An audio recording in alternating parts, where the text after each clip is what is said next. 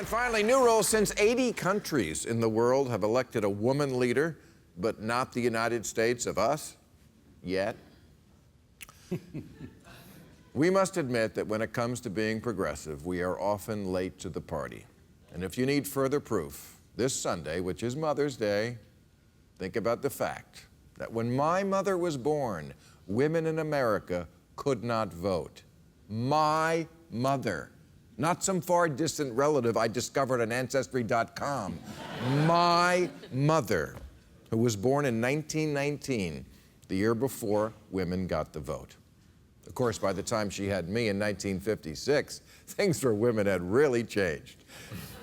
How much? I'll leave that to Rex Harrison to explain. He played Professor Henry Higgins when My Fair Lady opened on Broadway in 1956. Hit it, Rex.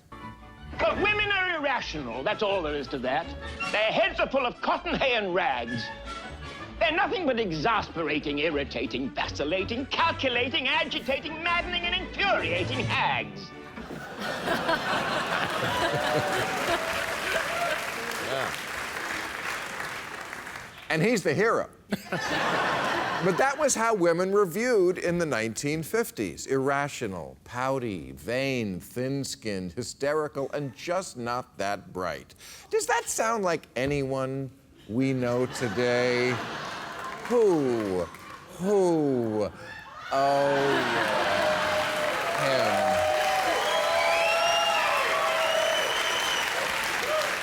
Yes, Donald Trump, who says that if Hillary Clinton was a man, she wouldn't get 5% of the vote. And if Trump was a man, he'd stop whining like a little bitch. This is a guy who actually brags about his prowess at whining. I am a whiner, and I'm a whiner, and I keep whining and whining until I win. Yes, it's the I Love Lucy school of diplomacy.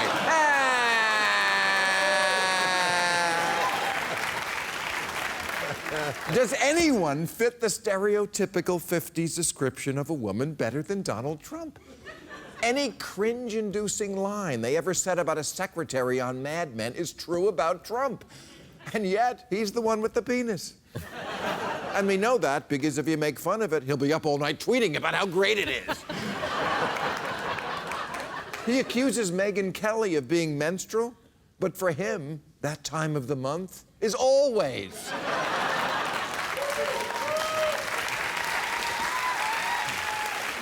Has there ever been anyone more thin-skinned? I made a joke about his father being an orangutan once, and he marched into court with his birth certificate and sued me because he's a whiny little bitch, and if he's not suing you...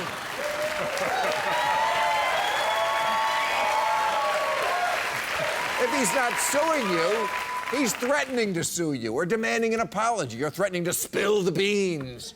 He did that a few months ago when he was still battling Ted Cruz, and someone posted a picture of his wife he didn't like, so he tweeted he'd spill the beans about Ted's wife, and then literally told the press he started it. Just like Teddy Roosevelt would do. Yes, a billionaire and a United States senator in the girls' shower throwing tampons at Carrie.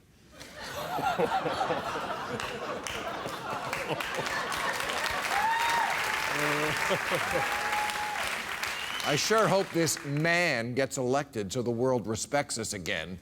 And I mean this in no way to disparage vaginas, but what a pussy.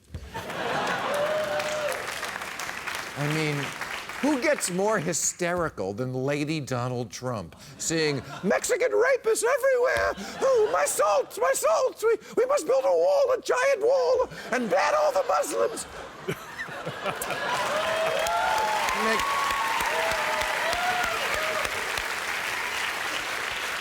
He makes Lindsey Graham look like Vin Diesel.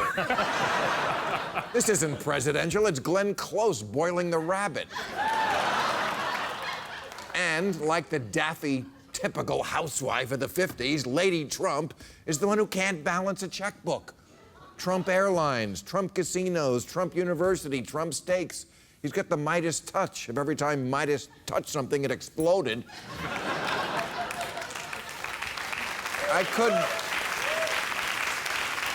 I could go on, but instead I'd like to turn it back over to Rex Harrison to sum it all up. Why is thinking something women never do? And why is logic never even tried?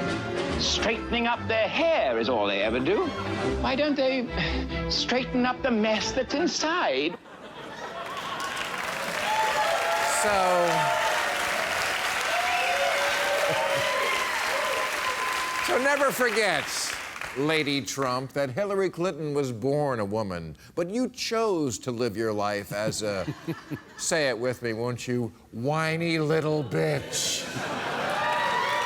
Which is why if Hillary is the Democratic nominee, I'll be voting for the only one who has balls.